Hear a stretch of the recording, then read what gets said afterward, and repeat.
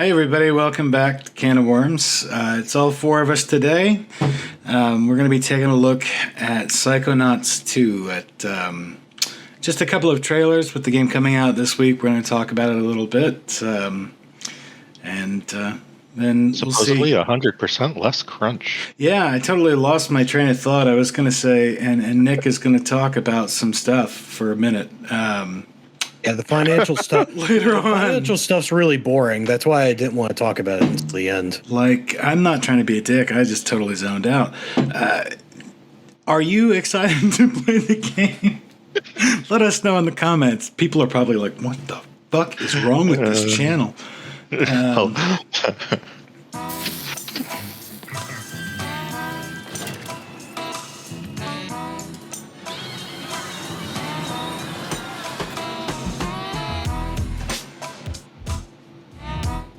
Did you start? Is it not playing? It went from being super loud to super low. Well, I mean, it started. I just wasn't sure if you started recording. Oh, yeah, he's been recording. Oh, fuck. Yeah, well, I mean, I figured we'll probably watch at least the beginning of the trailer. Like, I know I played this, but I want to say it was on 360. Where are we? It was... I think it was re-released on 360, but the original launch was on the original Xbox. I mean, I still dig the art style, like, a lot. Oh, yeah. The whole... Jack Black's voice is great in that song. That's definitely... Oh, wow. Didn't realize it was him. Mm-hmm. I just think it's so interesting that... Dude, his voice is beautiful for that song. It's like a great 60s classic rock. Oh, yeah, very Doorsy. Mm-hmm.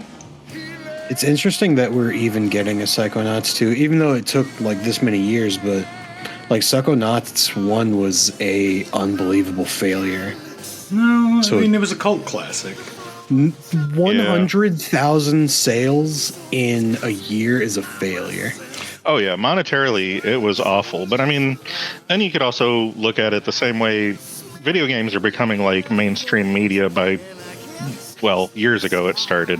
Yeah. And, you know, even movies that don't make a lot out of that box office come back years later. Like, look at The Room. One of the worst movies ever created, has the cult following. I own the DVD because, fuck, it's a train wreck that I love to watch. But it's like... There's a PSP game this is making me think of. By the end of 2015, Psychonauts 1 ended up grossing... It was like just over 1.7 million sales, but over 1 million of that is like Steam sales and Humble Bundle, and that means that Double Fine gets like less than $1 per copy of in revenue. So this game made them zero money. Oh yeah, definitely. It's just kind of interesting that you're right that they did decide to make a part 2 to this. It's because so many people clamored for it. And I mean, this game raised a lot of money. Like, crowdfunding-wise, it raised... I don't think it did well initially, but I think in the end, total unit sales, it got to a lot of people. Eventually. Well, it's over 1.7 million sales across over 10 years, but that's still really bad. Yeah. Is it? Because for a game that came out in 2003? If every single one of those sales was full retail price, no, it wouldn't be bad. Actually, it would still be pretty bad because over 10 years, 1.7 million sales is really bad. But we're talking about more than 1 million of those sales were done over Humble Bundle or Steam sales, which is less than $1 of revenue. Yeah, what I'm saying, though, is this.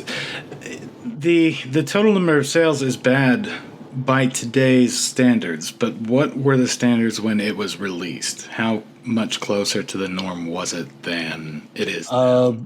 I mean... Because I'm thinking it must have done slightly better. No. I mean, the year it came out, it sold 100,000 units, and that same year, there were plenty of games selling over 1 million units. Okay. Yeah. And we're also talking in the first year...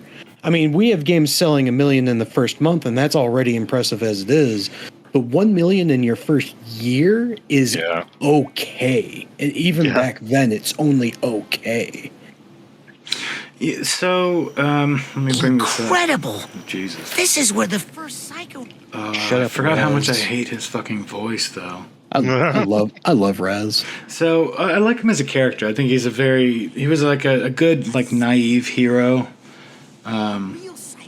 And I'll give them one thing, like, even if you don't like a lot of the elements from this game, you have to give them the creativity points. Like, Oh god, yeah. Yeah, I'll talk negatively about the sales and how this game performed and how it bankrupted a company by itself, but like I actually did love Psychonauts 1. It was one of the first games I learned how to speedrun. it took me a while to get into it. I had it for a long time before I ever even powered it up. Yeah.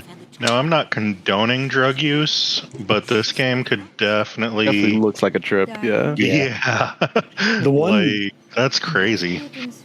The big thing that recently came out is that this game was allegedly made with zero crunch. And if that's true, and it is even close to as good as the last Ratchet and Clank is. It won't be. Ratchet and Clank is on a different level than pretty much every platform Well, it's like it. if there's another success story of, hey, here's a really successful game that was made without crunch. I mean, that's going to have I mean, it its own looks kind of good. impact. It doesn't need to be. Don't get me wrong. It doesn't need to be exactly as good as Ratchet and Clank because that's. But Really, if it's successful, it's polished, it's not a train wreck. Like, it doesn't need to be a blockbuster. It just needs to be successful. Like, if there's another success story made with allegedly no crunch, then that would be a good step in the right direction. well, yeah, that was a lot, man. I gotta. Oh, holy shit! I I'm really noticing love a these. lot of mechanics on this game. Well, there was a ton in the first game too. Well, that's one of those things that, like, the games like this, the really good ones, they do a great job of, even when they have great gameplay, like, say, a Ratchet and Clank does, they break it up, and occasionally you'll be, piloting a tank for one level or whatever it may be, but they break up the monotony. Well, with this, love or the at character least in the design. first game. In the first game, they spoon-fed you new powers, and at every new point in the story, you had to use every power.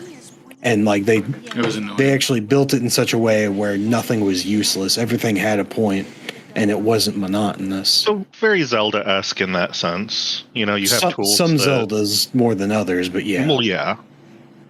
Yeah, I'm definitely not going to get into Zelda right now, but Because I mean, you have some Zeldas that actually build love around that that, right but then there's Zeldas like Minish Cap where you use an item in the dungeon and use it again, And like that's never it. use it again. Yeah, Yeah.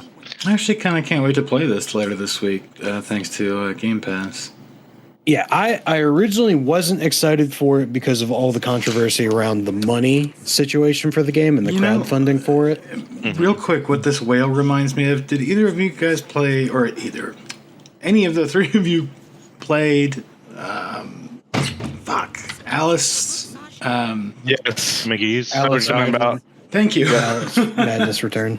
I felt like I was going nuts, man, trying to remember the name of that game, but that art right there, there was a level in that game that I still remember to this day.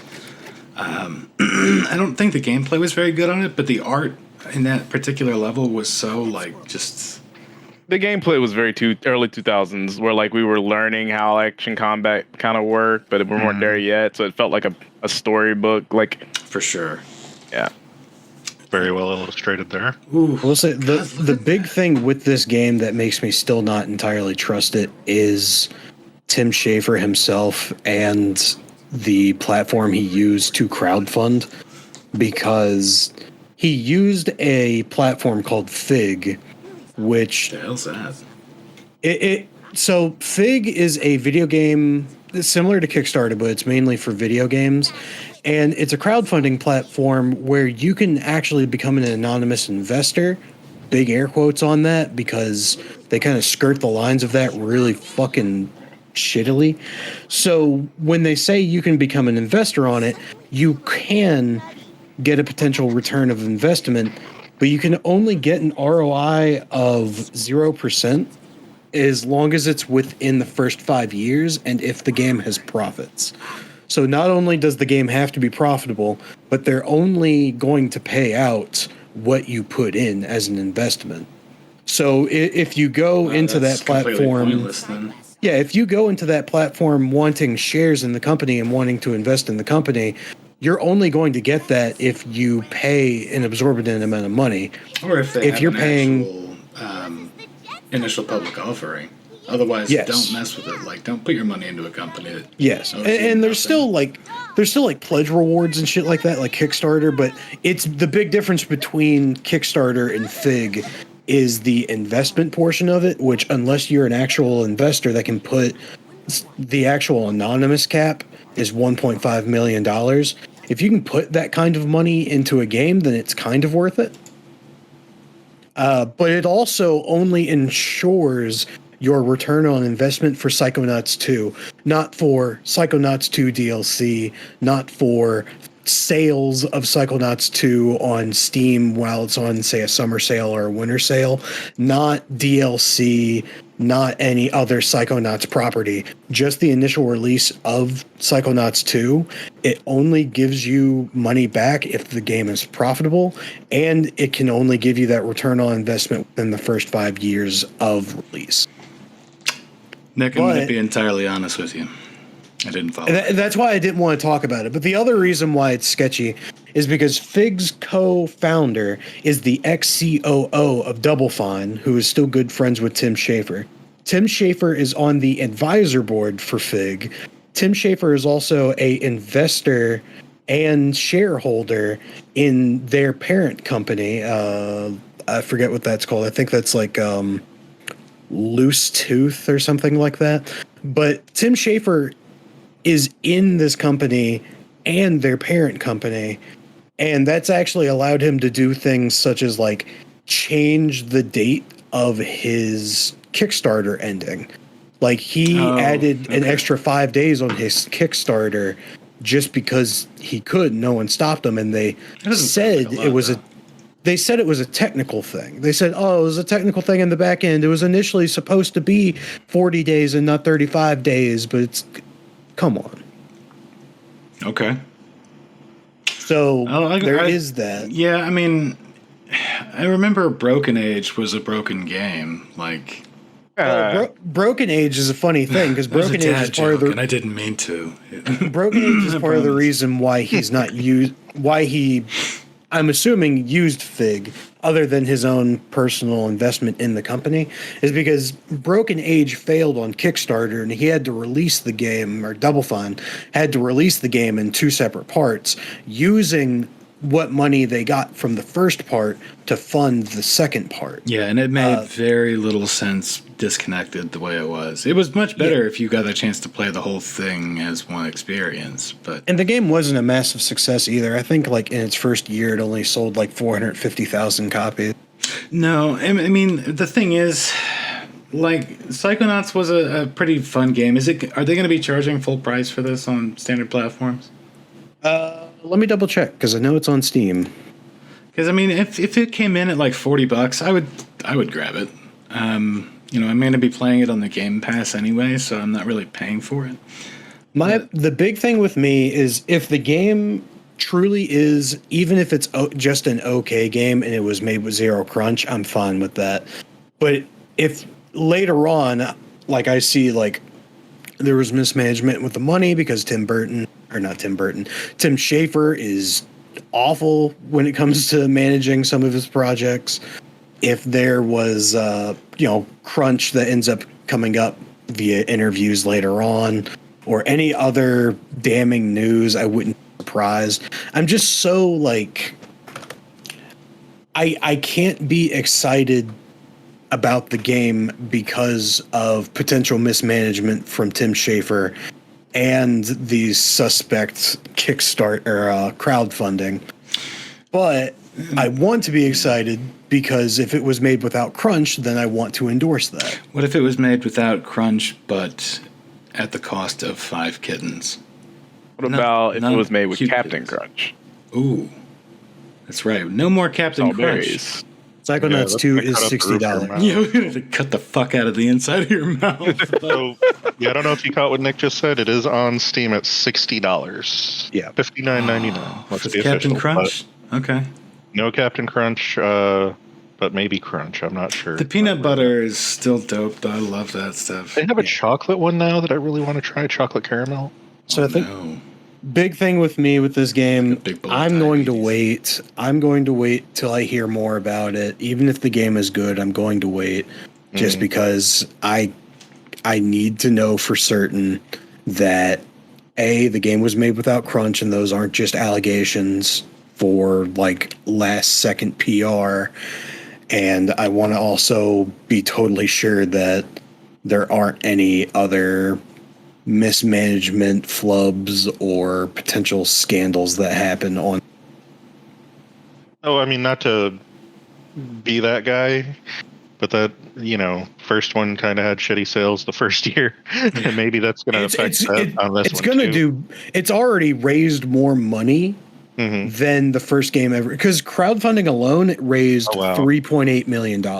Oh, wow. There's some And games that then, are going like- to coast through their production costs based on nostalgia, like Beyond Good and Evil 2.